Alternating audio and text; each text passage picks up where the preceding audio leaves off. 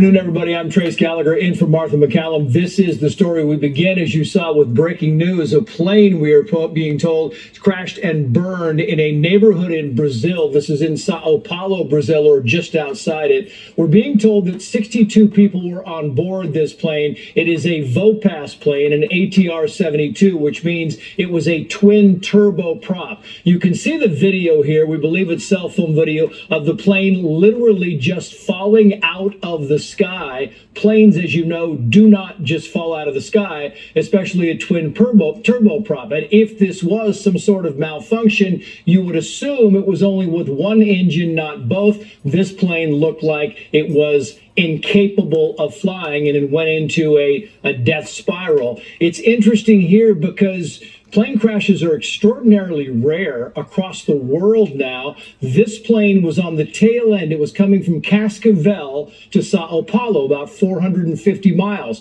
It was at the very tail end of the flight, so it wasn't at its normal altitude. So something happened as it got ready to land, to get into the approach mode. We are still looking for answers, but it did crash into a neighborhood. Let's bring in Nate Foy. He's got the breaking details live from New York. Nate, what else are we learning?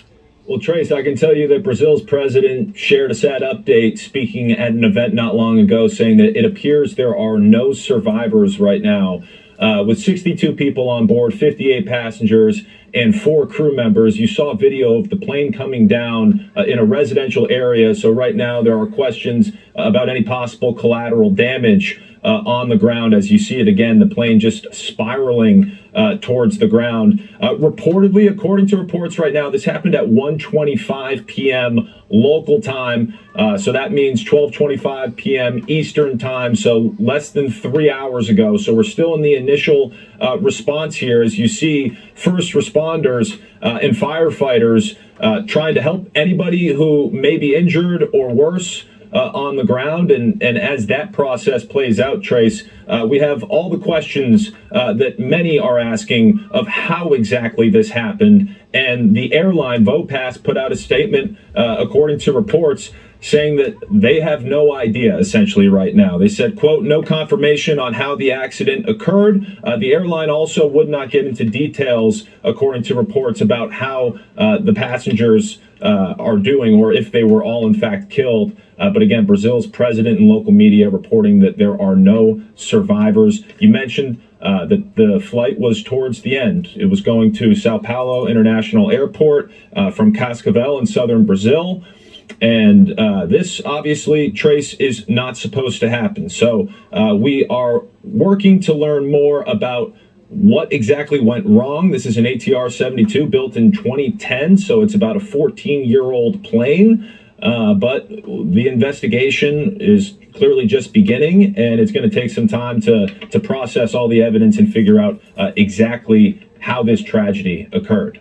It's kind of notable, Nate, because, you know, the ATR-72s have been being built since 1988, 89. They went into production. It is an extremely safe plane. These are twin turboprops, which a lot of people say, oh, twin props, they are every bit as safe because they have the turbos, meaning they have essentially props with jet engines. They're very safe airlines. The safety record of the ATR-72 is extraordinarily good. There have been a few incidents, but that was mostly because of pilot error. And so they have been configured in different ways. We're told this plane was configured to be able to hold 68 passengers. We now know there were 58 passengers on board, as well as 4 crew members, 62 in all.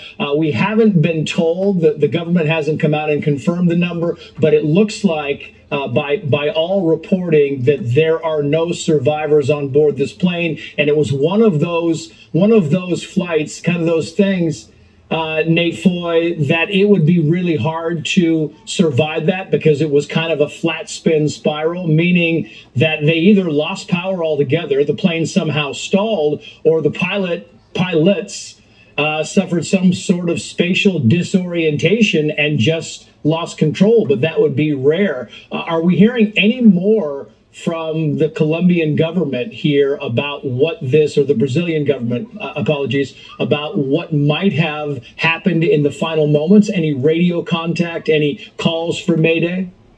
We are looking for that information as we speak right now, Trace. We do know that authorities in Sao Paulo have blocked off the crash site, so they're presumably going through any evidence right now, and again, trying to help any of the people who were injured or killed, possibly on the ground, who weren't a part of or weren't on the plane.